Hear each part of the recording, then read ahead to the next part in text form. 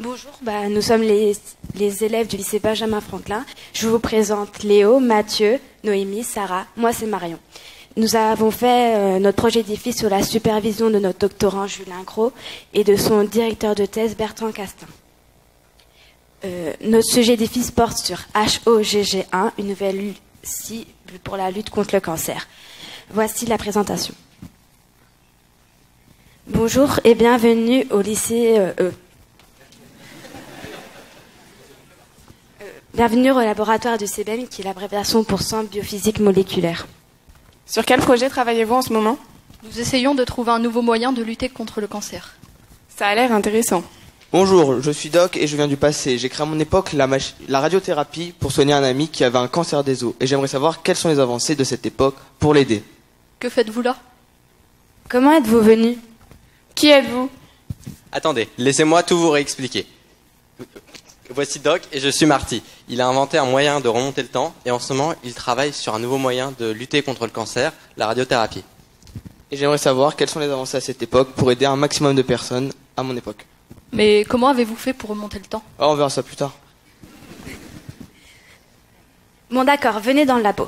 Tout d'abord, il faut bien comprendre ce que c'est le cancer. Le cancer est la mutation de cellules empêchant leur mort naturelle, dont l'accumulation amène à des tumeurs.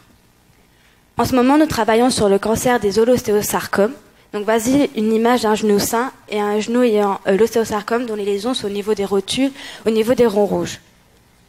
Pour mieux comprendre nos travaux, il faut aussi comprendre ce que c'est l'ADN. J'ai vu ça en cours. C'est une grosse molécule.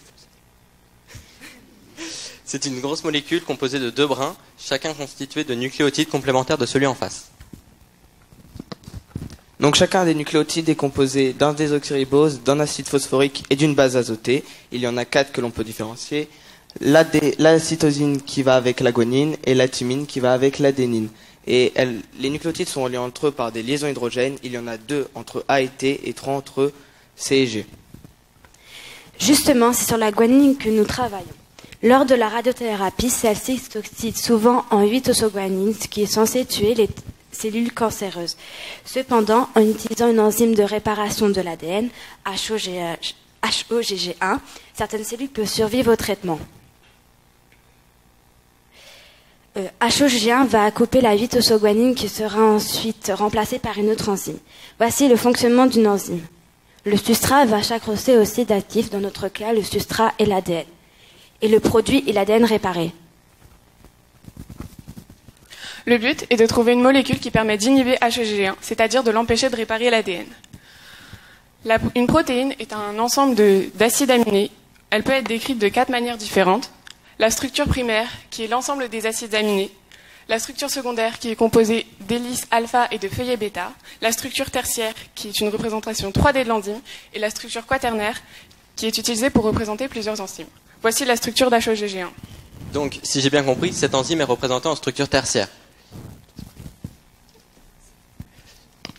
Ici, il y a des hélices alpha et ici des feuillets bêta. Exactement. Et le site actif, soit l'endroit où l'ADN vient se loger, est juste ici. Ensuite, il faut produire la protéine. Je sais comment on fait. On utilise une bactérie qui s'appelle E. coli.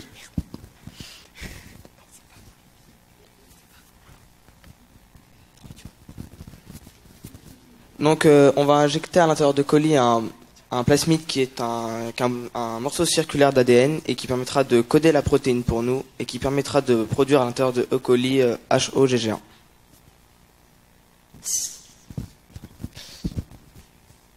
C'est exactement ça. Ensuite, on détruit les bactéries et on récupère HOGG1 qu'on doit purifier. Avant, je crois qu'il faut d'abord produire les protéines. On les place d'abord dans un milieu de culture et une semaine après, une fois qu'on en a assez, on active leur plasmide pour qu'elles commencent à produire HOGG1. Donc pour purifier HOGG1, on va utiliser une colonne de filtration avec les bords recouverts de nickel, dans lequel on fera passer HOGG1 avec toutes ses impuretés. Et HOGG1 viendra directement s'accrocher au nickel et les impuretés passeront au travers, mais certaines arriveront à s'accrocher et on utilisera alors un gel de filtration qui cette fois-ci filtrera en fonction des tailles et on obtiendra au final HOGG1 complètement pur. Pour vérifier que notre solution est complètement pure, on fait une électrophorèse. Sur le gel, chaque ligne représente une molécule. On considère que notre solution est pure quand il n'y a plus qu'une seule molécule, c'est-à-dire le dernier cas ici. Le but est de tester l'activité de l'inhibiteur et son efficacité. En effet, ce test consiste à vérifier l'efficacité de la molécule en lisant ou non la fluorescence. Lors d'une inhibition, l'enzyme ne pourra pas couper l'ADN, il n'y aura donc pas de fluorescence produite. A l'inverse, si la molécule n'inhibe pas, l'ADN sera coupé. Pour cela, nous avons préparé l'ADN en le lyophilisant. La technique de la lyophilisation consiste à retirer toute l'eau pour ne conserver que l'ADN grâce à une pompe à vide qu'on peut voir juste là-bas, juste ici. Pour étudier une protéine, on utilise la technique de la cristallographie. Tout d'abord, il faut transformer notre protéine en cristaux, dont on peut voir des exemples juste ici. Il faut ensuite un synchrotron, dont le plus proche d'ici est à Paris. C'est un accélérateur de particules. On obtiendra ensuite une tâche de diffraction par laquelle on va pouvoir trouver la structure de notre protéine grâce à la loi de Fournier.